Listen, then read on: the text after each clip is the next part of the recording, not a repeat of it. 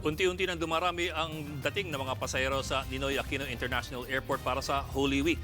Doble rin ang seguridad na pinapatupad kasunod ng naganap na pagsabog sa airport sa Belgium. Umaksyon live mula sa NAIA si Jay De Castro. Jay.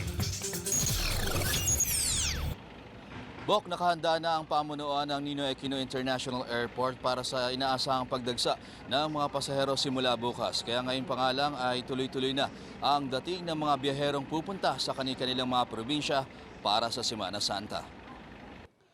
Taon-taon daw ang reunion sa probinsya ng pamilya ni Marlene. Kaya kahit alas 11 pa ng gabi ang kanilang flight mamaya, alas 7 pa lang ng gabi ay nasa NAIA na sila ng kanyang mga kaanak. Maaga kami, yes, kasi inaasahan namin may traffic ngayon. Dahil sa Semana Santa occasion, lahat ng tao gustong lumabas sa Maynila. Ang OFW naman na si Joanna, 2 taon daw nagtrabaho sa Hong Kong. Excited na raw siyang makauwi ng Capiz. Kaya handa raw siyang magpalipas ng magdamag sa NAIA para sa biyahe bukas. Talagang nagkataon lang sa time ng recognition ng anak ko at saka holiday din ng mga alaga ko sa Hong Kong. At least may time akong magbakasyon. Normal pa raw ang sitwasyon sa NAIA ngayong araw pero may ilang delayed flights na hindi raw maiiwasan sa ganitong panahon. Paalala naman ng pamunuan, maglaan ng sapat na oras papuntang airport para hindi maiwan ng flight dahil sa traffic sa paligid ng paliparan. Mahigpit pa rin ang ipinapatupad na seguridad sa Ninoy Aquino International Airport. Kaya pinapaalalhanan ang mga pasahero na huwag magdala ng mga bawal na gamit gaya ng mga flammable material at mga matutulis na bagay.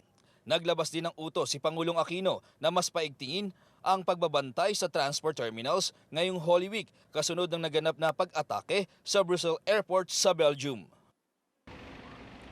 Bok, naghahanda na rin ang mga otoridad ng Batangas Port sa dami ng mga uuwi sa probinsya. Ang mga roro na puno ng mga pasahero, pinayagan na ng Coast Guard na maglayag kahit wala pa sa ito sa takdang oras ng biyahe. Sa labas naman ng pier, humahaba na rin ang pila ng mga truck na nakasakay ng roro. Mas prioridad kasi ngayon ang mga pasahero. Bok. Maraming salamat, Jay De Castro. Be sure to come back. Use 5 everywhere. Copyright 2016.